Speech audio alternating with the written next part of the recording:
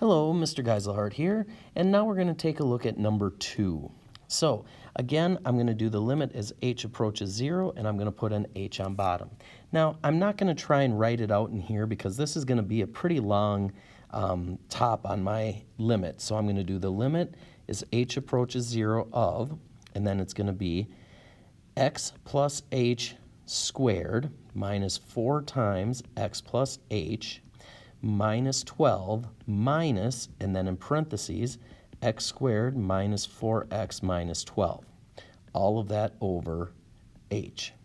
Now, I have to simplify that. So the limit as h approaches 0 of. Now, x plus h squared is going to be x squared plus 2xh plus h squared minus 4x minus 4h minus 12 minus x squared plus 4x plus 12. So all I did for a lot of that is distribute. So I took negative 4 times x and negative 4 times h, and then I just took negative times x squared, negative times 4, and negative times 12. So now I have to see what will cancel out. So I have a positive 12 and a negative 12. I have a negative x squared and a positive x squared. I have a positive 4x and I have a negative 4x. So notice that I'm down to the limit as h approaches 0 of 2hx plus h squared minus 4h. So everything left has an h in it, and we need that to happen so I can factor an h out and cancel the h in the bottom. So when I factor an h out of the top, that leaves me a 2x plus h minus 4 over h.